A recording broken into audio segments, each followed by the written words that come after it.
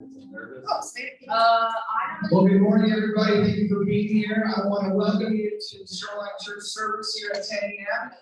I want to welcome our friends and family and guests and brothers and sisters who are online. Hopefully, you can see me clearly enough. A little bit later, we're going to move the camera lens over to my left, your right. There's a PowerPoint presentation that I'm going to have today. If you have not already, I want you to take care of your housekeeping things. One is the QR code. It's in front of me and there. That's going to be the song sheets for you this morning. Also, the communions are on the table there, and we encourage you to grab that for communion. It's going to come up. We're going to have a time of meditation. We're going to have a few songs. I'm going to do a sermon that is a sermon with a communion attached at the end of it. So we call it a sermon. And then we're going to close out with some announcements for us. I did want to bring up Geo Garces here. It's my lovely wife. I want to welcome all of you this morning. It's so nice to be able to have rain outside and fresh, clean air. And I just want to thank you all who are here in person, that you made it here. And, with the weather, it could be a little challenging. I want to say hi to everyone online, and thank you for joining us online. I know it's kind of nice on a rainy day, too, to be at home and stay cozy in pajamas and be able to worship God. I want to thank Greg and the music crew here today, and just for their hearts and how they really inspire us for worship. And one thing I want to share with us is that just as we're here this morning to really focus, our lives are so busy, we run around, we're constantly doing so many things. We might even during worship time get alerts and text messages or things demanding our attention, but this is actually a time for us to focus on God and really focus on this is the time that we carved out of our week to just think about how good God is and all the blessings that He's given to us, even this week. And so as you're going to go to the moment of silence, I would like to ask all of you to be able just to think about the blessings that God has given you this past week, through Thanksgiving, family, friends, whatever else comes to your heart and mind, and just to really thank God for that. Let's bow our heads in a moment of silence, just to meditate, clear our minds, and just be aware of the presence of where we stand in the presence of God.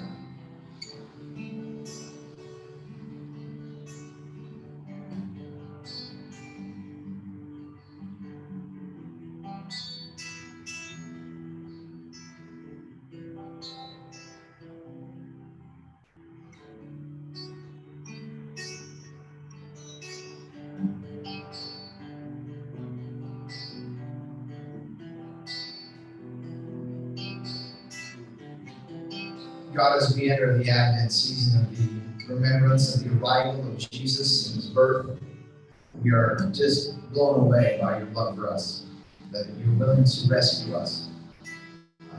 You're willing to come down and deal with a lot of spiritual rebellion, and that's what Jesus had to deal with. God, we're so grateful that He came. We're so grateful that He came in human form, that we can relate to that. He can relate to us. He can connect with us in our daily struggles, our anxiety, and our fears, and our bitterness, and our anger. God, He can understand it, God. And we pray this morning that you would clear the cobwebs from our hearts. You clear the sins of our hearts, Father. That we would just accept your grace and accept your presence in our lives. God, help us to grow every day, to evolve more and more in love with you, to be your disciples here on earth, to spread the good word, the message that Jesus has come to rescue us. It's in Jesus that we pray. Amen. All right, we're going to sing some Christmas songs. And we have Jenica and Maya that are going to help us. Woo! Yeah.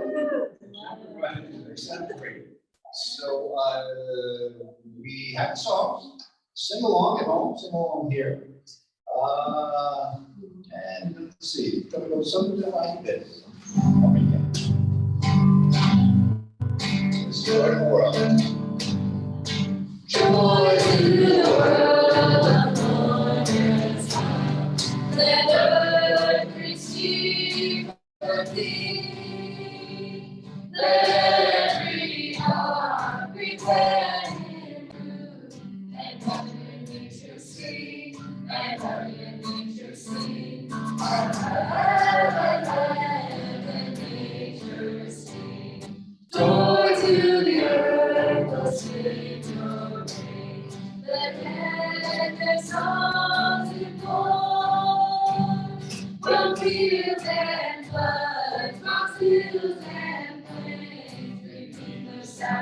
joy, repeat the sounding joy, repeat the sounding joy.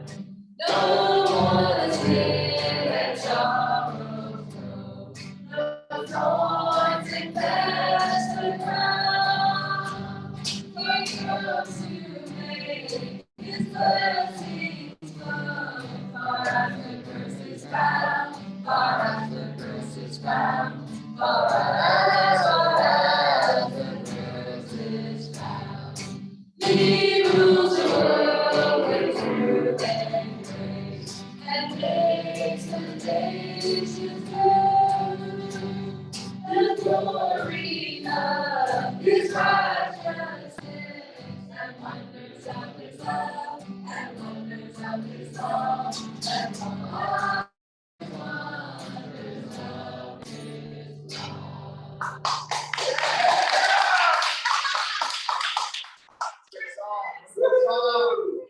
All right. Moving right along. Okay, come all ye faithful. Come all ye faithful. Love that song. All right.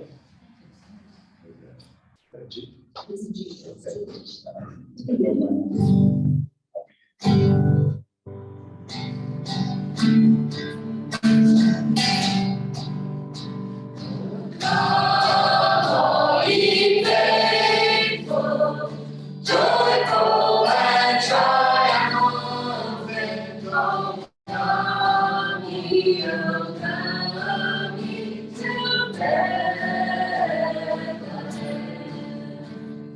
Come and behold Him, born of King of angels. Oh, come let us adore Him.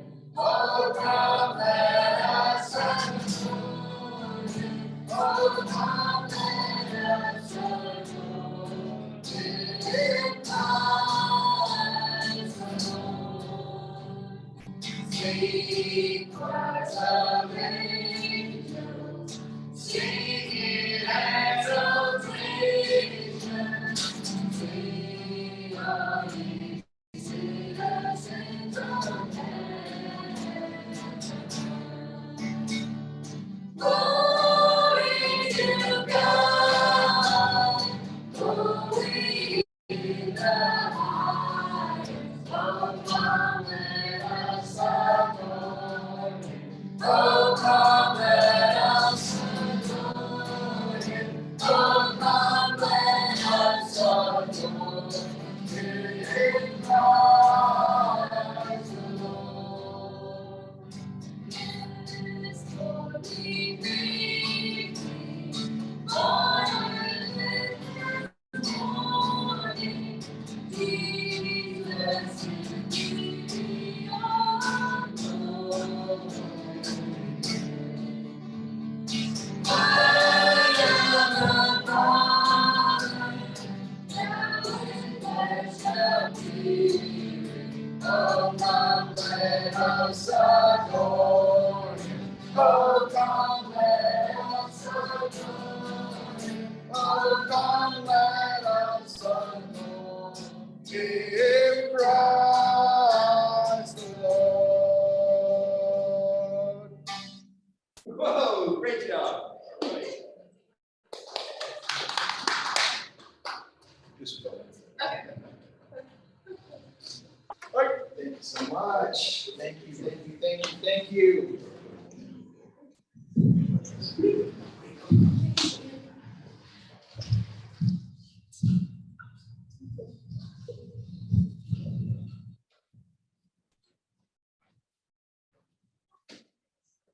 Logan, we already shut the camera. Okay, welcome everybody. Thank you so much for being here. It's great to be together. I have this morning,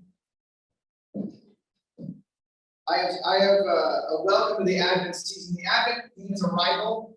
It means that God has come and we're celebrating that. And the title of my lesson this morning is God rescues us because He loves us. And that's the motivation for God was to come down and rescue humanity. And we talk a lot about love in our church. We We talk a lot about relationships in our church and how much we value relationships. And one of the messages last week was if your relationships are without love, it's just religion. We don't want to turn the church into a religious institution where people don't know each other, where they come to church and they're uncomfortable because they don't know anybody. Now, at first, they're going to feel a little uncomfortable because they're our guests, but right away, they should feel our love and our intentionality of our love. And so it's so important to be intentional. And there's a reason why we should be intentional. And I'm going to talk about that this morning. I'm going to take a look at a scripture that you may not view it the way I've seen the scripture. I've read this passage in many Bible studies. I read this during the church study. We always go to this passage. And we talk about how awesome God is. He is the image of the invisible God. So there's an invisible God aspect, and we have Jesus who is actually visible, right? So the Father, invisible, the Son is visible. The firstborn of all creation, it's not chronological, it's preeminency. He's the one and only. Human, and it says, for by him all things were created in heaven and on earth, visible and invisible. There are things that are in the invisible realm that we don't see because we're in the physical realm. That's what it's saying there. And these are thrones, dominions, and rulers and authorities. All these things were created for him and through him. You'll hear that word, dominions and rulers and authorities. You read that in Ephesians 6, where there's a spiritual dominions of darkness. Those are rulers. They rule the cosmos. There was a rebellion. So what Paul is tapping into and warning us to be on watch, that there is not only a physical world, there is a spiritual realm. There's an invisible realm. And this morning I'm going to talk about that. When Jesus was going around, he was going around telling people about heaven and what it's like to be in heaven. And he also was going around talking about faith. He was also going around talking about Hades. Jesus talked a lot about Hades. He talked a lot about Sheol. That's the Old Testament word for the underworld. And in the New Testament, they call it the Greeks. And the reason why there's Hebrew in the Greek Bible is because when the Israelites were dislodged from Jerusalem, a lot of them lived among pagans, Babylonians. And so they forgot, in over hundreds of years, many of them did not speak Hebrew anymore. They spoke the language of whoever ruled them. And when Alexander the Great came, the common language of the area was Greek. So in order to help the Jewish people, the rabbis and scholars in Jerusalem translated the Bible from Hebrew to Greek to give to all the Jewish people who no longer spoke Hebrew.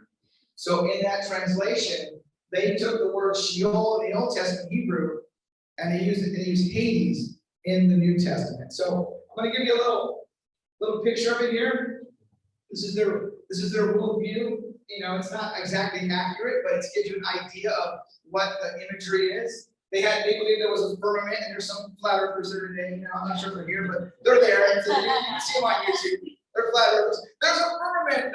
That was just their understanding of it. It's not really a firmament. That's just how they viewed the stars in heaven. They didn't have satellites, didn't have anything like that. And so they viewed the earth. They viewed what's under the earth. They viewed that as Sheol or Hades or the underworld. And underneath that, there was this place called the abyss, the great deep. So this was their kind of understanding. And so this language, this imagery is in the scriptures to teach us something, to motivate us, to educate us. So Jesus, when he's going around in the different towns, he gives them a little warning. He warns people. Like, he was great. Like, Jesus was super loving. When the leper came, he healed them. When the blind man came, he put a little saliva of mud in his eyes, and he was amazing. But there's also, he kind of gave us some reality as well. So he goes, woe to you. These are the towns that were going, we reject you, Jesus. We don't want you here. Leave our town. He was kind of going around town to town, doing some miracles and teaching about God. And they rejected him. This is what he says. Woe to you, Chorazin. Woe to you, Bethsaida. These are the local towns in the northern part of Galilee. For if the miracles that were performed in you had been performed in Tyre and Sidon, they would have repented long ago. Tyre and Sidon are like non-Hebrew areas, non-Jewish. In fact, they were pagans. So if I would have these miracles over there, they would have believed. But the people that were supposed to believe in me did not believe it. So he kind of gives them some admonishment here. They would have repented, sitting in sackcloth and ashes. But it'll be more bearable for Tyre and Sidon at the judgment than for you. And you, Capernaum, will you be lifted to heavens? No, you'll go down to Hades. You start wondering, wow, what is Hades? What is that place? What is Sheol? I mean, when I talk to some disciples, they don't really understand what that is. And so, but it's all over the scripture. So this morning, I hope to celebrate the Advent by teaching a little bit about the importance of our love and how intentional we ought to be, we should be with others. You know, it starts in, I'm just going to go over a few times the word Sheol is used in the Bible. It's used in the Bible in Genesis 37, verse 35. This is where Jacob, his son Joseph, he finds out is dead. He's not really dead, but he thinks he's dead because his brothers sold him into slavery, right? So he thinks he's dead. And so he says this. This is a righteous man with a righteous family. And this is what he says. All his sons and all his daughters rose up to comfort him, but he refused to be comforted. I can understand that. He's lost his son, right? My son's gone. I'm totally torn out. I can really hear it. When I'm struggling, don't comfort me. Let me just do my misery. No, I shall go down into Sheol.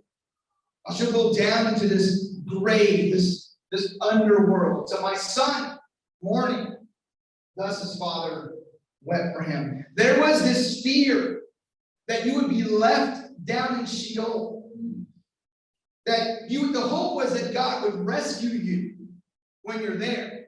So when you pass, when everyone who's passed up until now is in what the Hebrews would call Sheol, and the Greeks would call Hades. They're there. And the hope is God will rescue us from that place. God will bring us out of Hades into what we want to be called heaven. There are very few humans who are in heaven that skip Hades.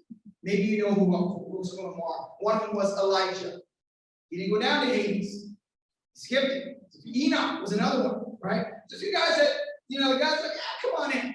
But for the rest of us, most likely, we're going to be down there with Jacob and his sons. So the righteous are in Sheol. And then there was this really, really evil clan called Korah. And they opposed Moses, and they were rejecting God's decision to appoint Moses to lead the Israelites. They didn't like it. They were jealous. They were upset. And so they rebelled against God. And so there was a test in front that say, who did God choose? And Moses said, if God chose me and he didn't choose you, the ground will swallow you up. And so this verse in Numbers 16, verse 32 is the ending of this rebellion. And look what the Hebrew Bible says. And the earth opened its mouth and swallowed them up with their households and all the people who belonged to Korah and all their goods. So they and all that belonged to them went down alive into Sheol. The earth closed over them, and they perished in the midst of the assembly. In the Greek, the Hades there's a Greek god named Hades, and in Homer's literature, whenever you put on the helmet of Hades, you were invisible. So this is an invisible realm. This is an invisible reality. This is something we don't see. This is what Colossians says. There are things visible and invisible that are parallel to us. We just don't see them. It's a catchword they use because Hades is not of this earth. Sheol is not of this earth. It's not heaven, but it's a place where the righteous and the evil both go. The exceptions are Enoch, Elijah, and maybe Moses. Who knows? And it's an alternate reality that you can't actually go and visit unless you die. Jesus says there'll be judgment for the ones who reject him. They'll end up in Hades. So this is a very important topic as we talk about Jesus is coming and being birthed and the Advent. And what do? The hope was there wasn't a lot of heaven talk in the Old Testament. The reality was we're going down into the underworld. And the hope was, God, will you rescue us? God, please rescue us from the underworld. In Isaiah 26, it gives us a little bit of an imagery of what this place is like. But your dead will live, Lord. Their bodies will rise. There's a little bit of hope. Like, hey, how do we get out of here? Let those who dwell in the dust wake up and shout for joy. The answer was like, we hope we wake up and we're in Sheol and it's good. We hope that we wake up and we go, yes, I made it. That's the hope. Your dew is like the dew of the morning. The earth will give birth to her dead. Go, my people, enter your rooms and shut the door behind you. The Hebrew word there is chambers. And hide yourself for a little while until his wrath has passed by. In the Jewish literature, between the Old Testament and the New Testament, a lot of Jews rabbis had commentary on Hades. And if you ever dip into that material, you'll find out there are different chambers and different rooms in Hades. And these chambers of souls was Sheol. Within Sheol, there are these compartments within it. You know, I remember Jesus saying there are a lot of rooms in my Father's house. I'm not sure if he was talking about Hades or heaven, but there are these chambers. And so the hope is that you're in the chambers where it's good and you wake up and it's joyful and it's awesome.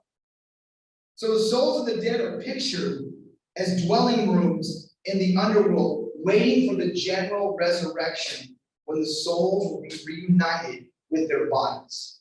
Paul talks about that. So you're not in your physical body anymore. Your soul is now in the invisible realm of the underworld, Sheol, Hades. So it's amazing. And so there's this hope that the righteous are in peace in Sheol. There's this hope that, hey, I've lived a faithful life. I've lived a committed life to God. I committed all the way to the end. There is this peace at death in Sheol. The righteous man perishes and no one lays it to heart. Devout men are taken away while no one understands. For the righteous man is taken away from calamity. He enters into peace. They rest in their beds, those who wrought righteously. There's this awaiting of, man, when I go to Sheol, it might not be terrible. It might be good. It might be peaceful. I might have my own room finally. My own closet. Can I get an amen from the married brothers? Can I get our own closets? We might get in. So that was the hope. That one day they'd wake up in the underworld, in the invisible realm, and it would be good. You know a great idea what Hades looks like? If you ever watch Stranger Things, you watch Vecna, you go to Vecna's neighborhood, Hades. And there are parts of Vecna's neighborhood that were worse than others. There was some general negativity, but when you got to certain places, it was really bad, right? Hades. It's an invisible realm. And within Vecna's world, there's a place that has chambers, that's peace and restfulness. So that's just an idea. So Jesus gives us this parable. And the Pharisees have become greedy, and they're not rich toward God anymore. They once started off great, but they got messed up along the way. It's like being a Christian. When you first start out, it's awesome, and then you get into the marathon mode, like, you're slowing down.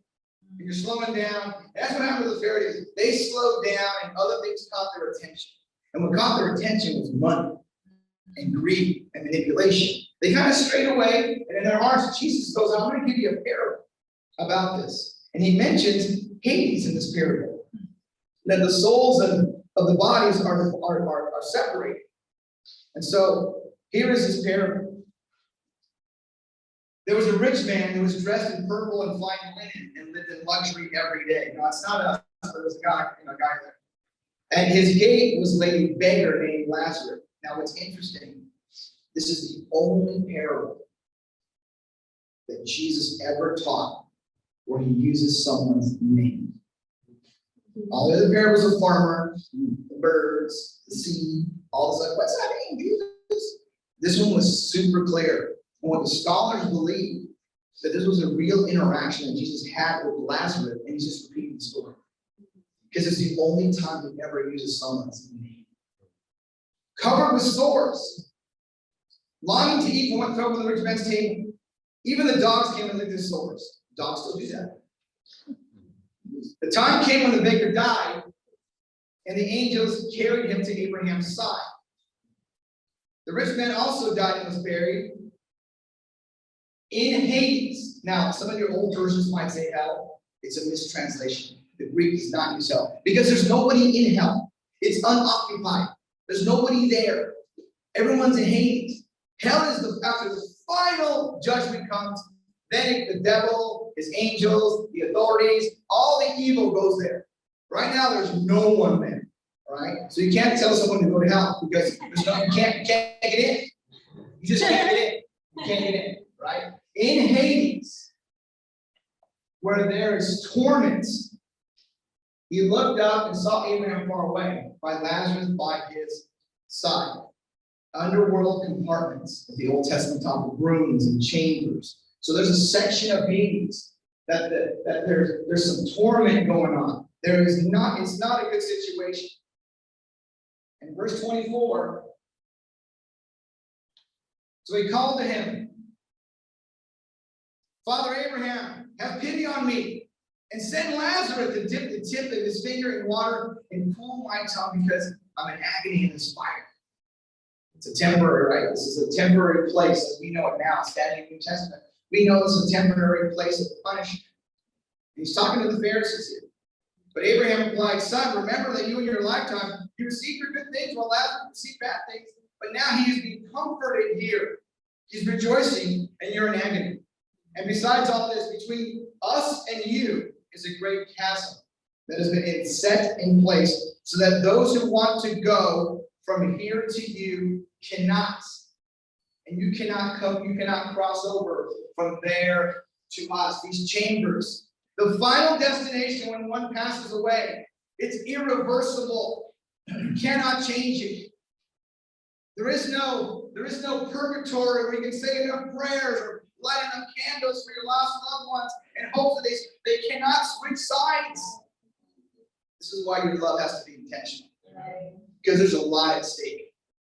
I know as Christianity is awesome, we love each other, but Jesus talked more about Hades than he did about faith. He talked more about money than he did about faith. He expects us to be faithful, but he's also very one who warns. Like he doesn't want anyone to go like, well, I didn't know. Now you know. He doesn't want anyone to go, well, Lord, if you only would have told me, if only you would have done this. Right? Now you know that your love has to be intentional. Those around you, your friends, your family, your kids, it's irreversible. Once you're there, you're there. And it's a temporary chamber, holding place until the final judgment. All right? And those who are in torment there is a precursor of what hell will be like for them, right? It's a precursor. That's how serious it is. I don't want to be a Debbie Downer, but this is why Jesus came to rescue us from Hades. He comes to rescue. He comes to help us. Let me give you a few examples here that God's pretty clear about some of the things here. So in 2 Peter, Peter talks about these angels who sin. Well, where in the Bible do angels sin? Well, in the Old Testament, in Genesis 6, the sons of God came down and married human women and had children and created giants, and they were the enemies of Israel. A lot of problems for God. So, for if God did not spare angels when they sinned, but sent them to, your Bible will say hell, the Greek word is Tartarus. Tartarus is where Zeus sent the giant titans into Hades for punishment. So, down there, underneath Sheol, in the great deep, is Tartarus. That is the abyss. That is the bottomless pit. God put them in there, and he closed the chamber, and he locked it up. Those are the guys who sinned in Genesis 6. They are in there. And they are trapped in there. When Jesus met the demoniac, what did the demoniac say? The dead spirits of the Nephilim says, Lord Jesus, don't send us to the abyss, because his homies are there.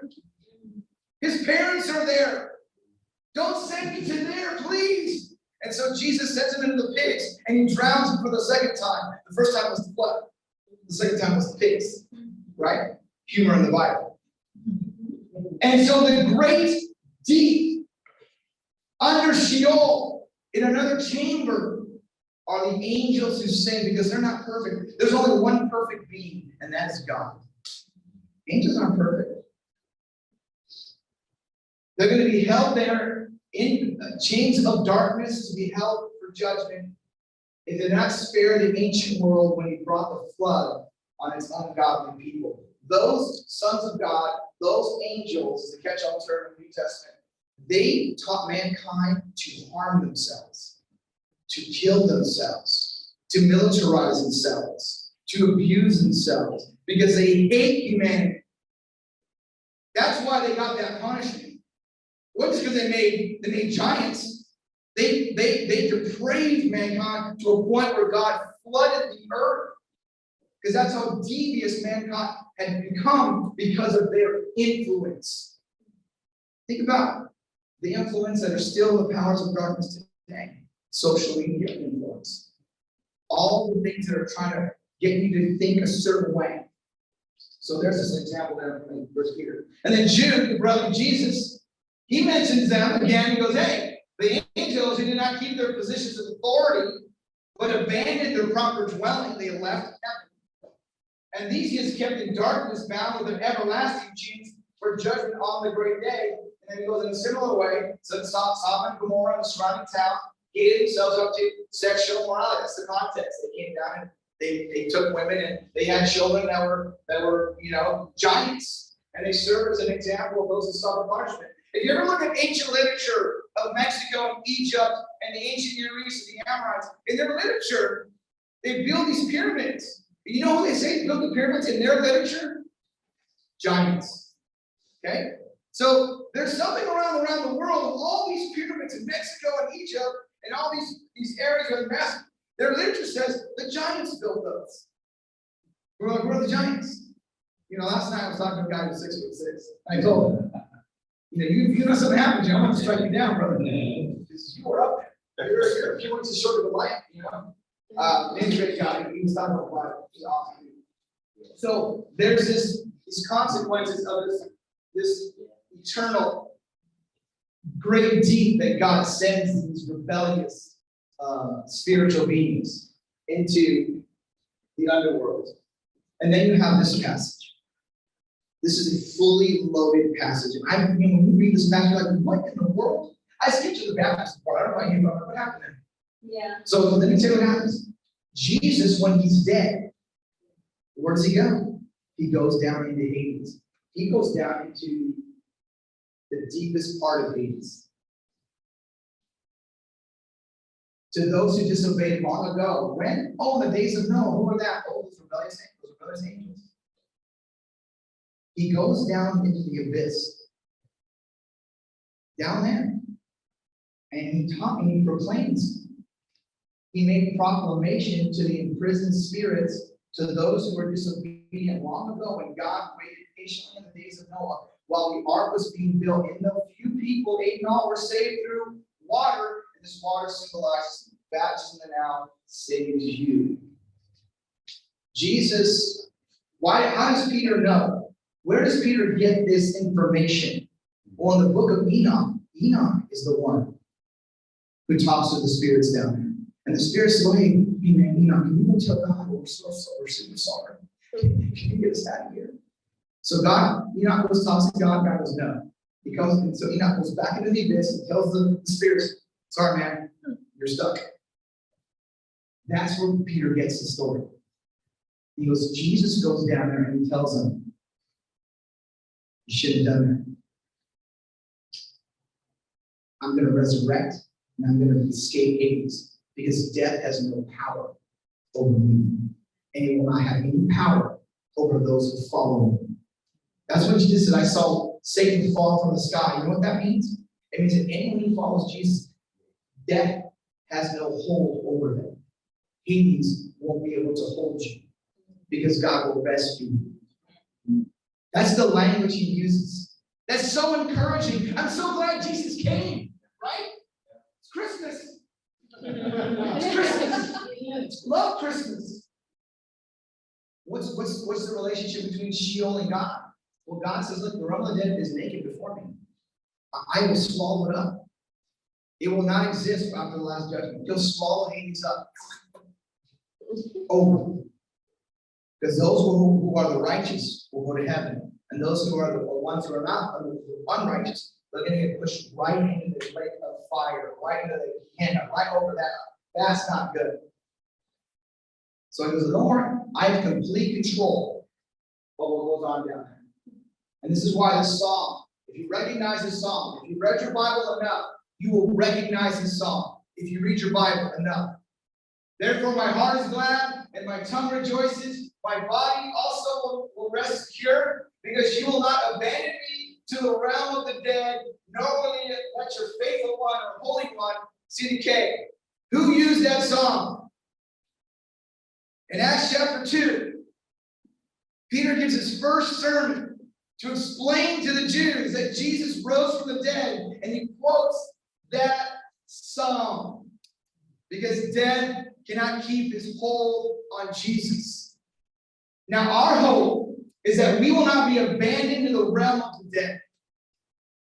That was the hope. I don't want to be left here. And Peter quotes the song in his first sermon, and 3,000 Jewish men and women respond and are baptized.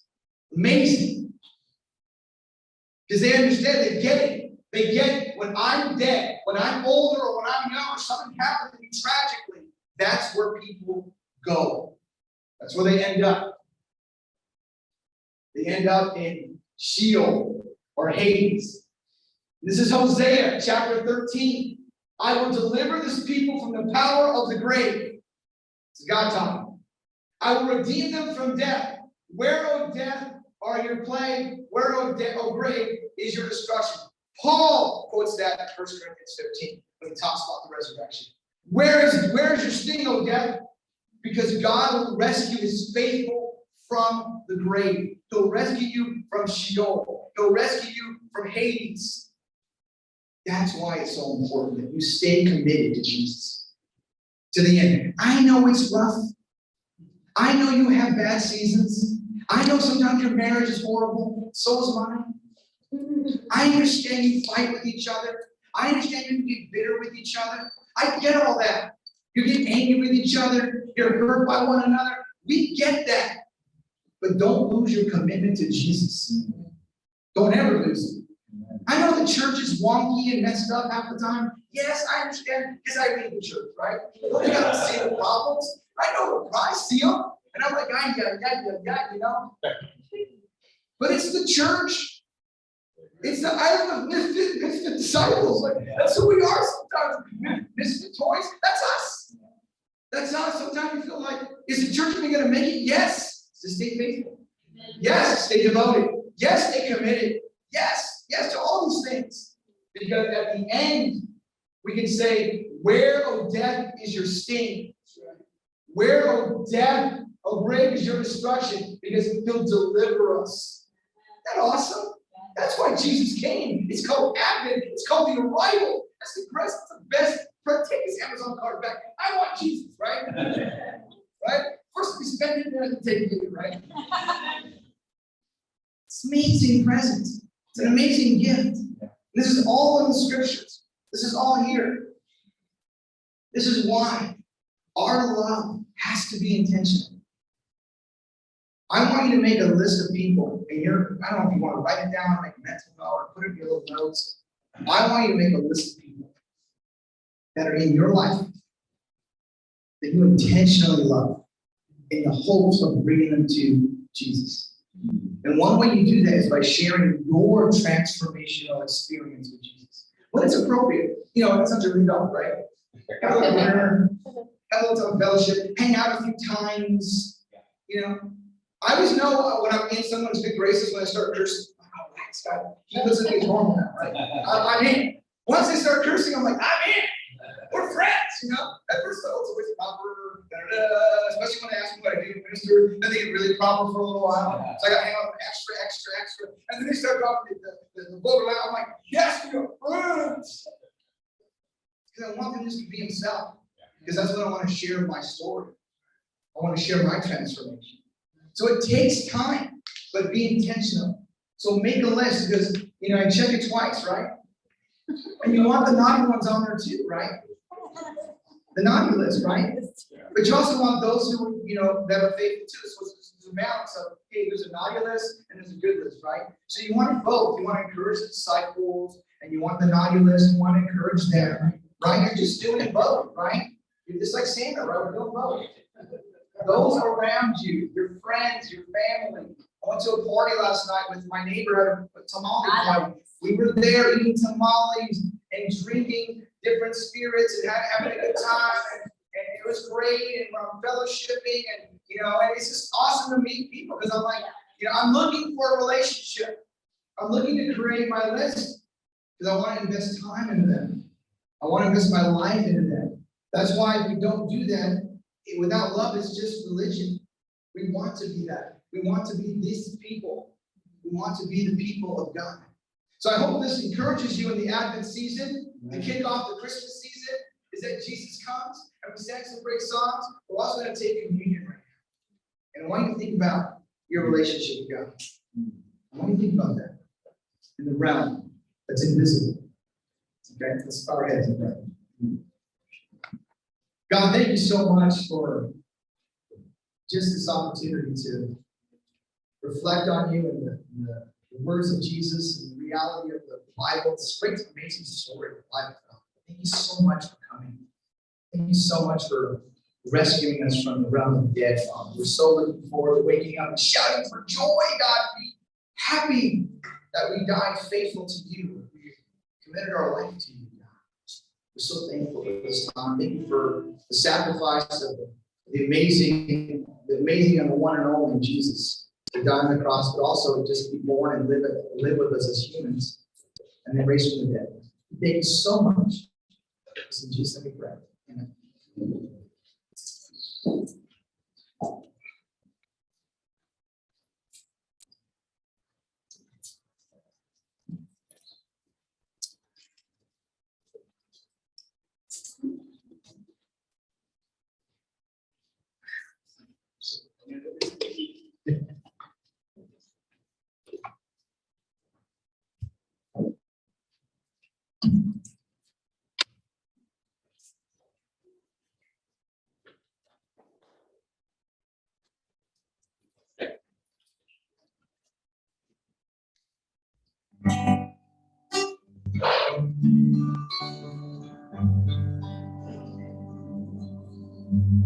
Silent night, holy night, all is calm, all is bright. Round your virgin mother and child, holy infant, so tender and mild, sleep in heavenly peace, sleep in heavenly peace. Silent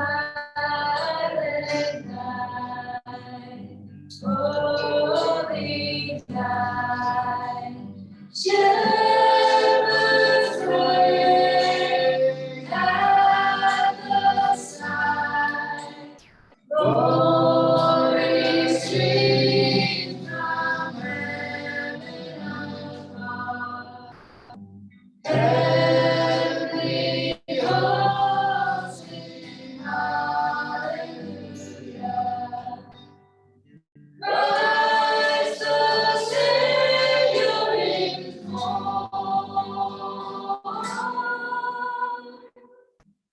Christ the Savior is born.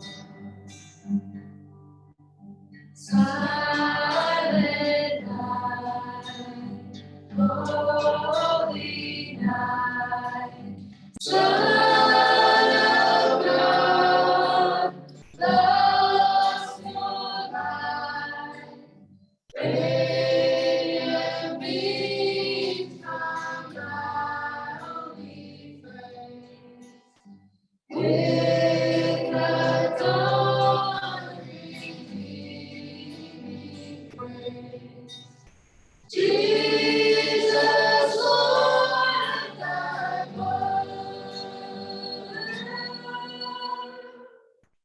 Jesus, Lord.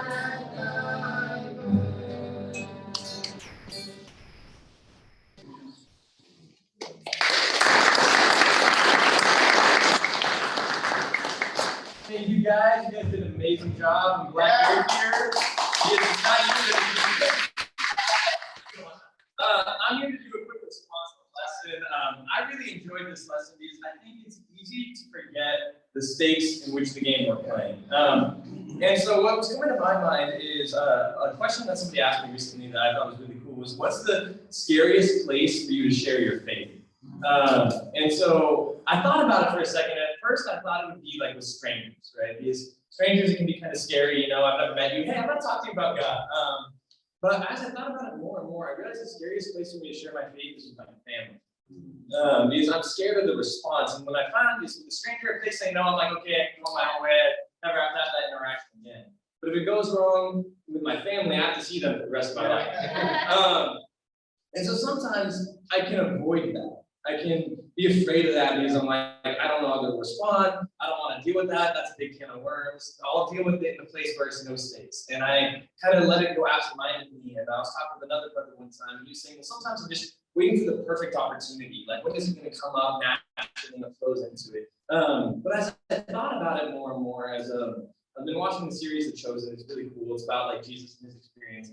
And there's a scene with him and the Samaritan woman at the well. And that is the most awkward situation you could ever have to talk about God. And it is not smooth. It is not the perfect opportunity, but it kind of was. And God makes the most of that moment. And so I was thinking about it more and more. I don't think there is a perfect moment to start talking about God. And I don't think there's a perfect place or a perfect person. I think those moments are what you make them. Yeah. And so I love this reminder because sometimes I can let my fear get in the way because I'm like, well, I have my whole life to talk to them. And just the same way with that story with Lazarus, he had his whole life to see Lazarus in his front door and nothing. And so it's about those moments of just making it, you know what, I'm going to do. Yeah. You know what, I'll keep doing it. Just because if I don't want them to be on the wrong side of Sheol or Hades. And so I thought that really impacted me. I really loved that part of the message of a reminder to truly care and love the people around you. Going back to Mike's lesson, not religion, but relationship. Because if you truly care about that person, you will do everything in your power to help them onto that right side. So thank you. That was my thoughts. I appreciate your lesson.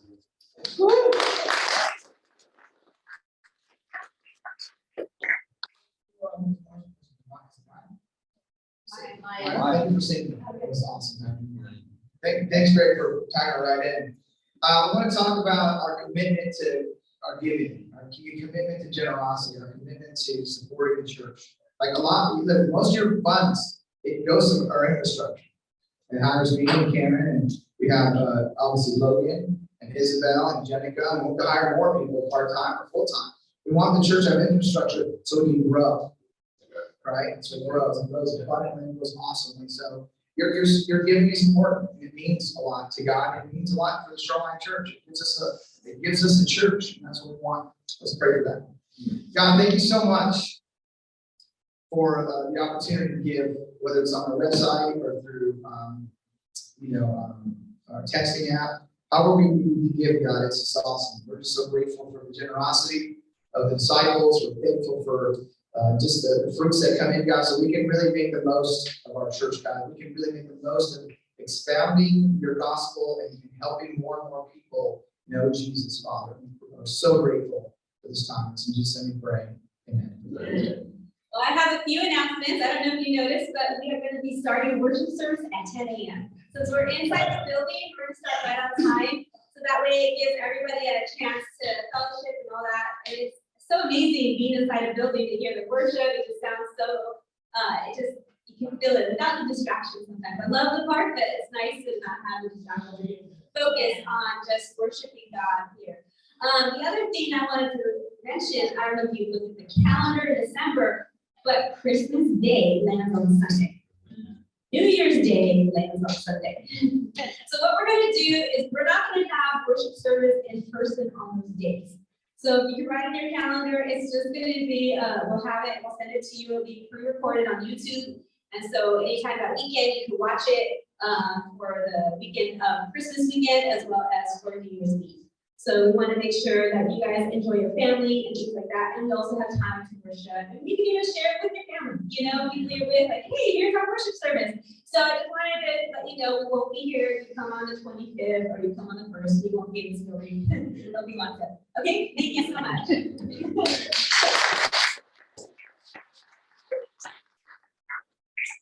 Yeah, we talked to many Christians, they both said, we're not coming to church on Christmas. So, amen. Amen. Or New Year's Day, so amen to that.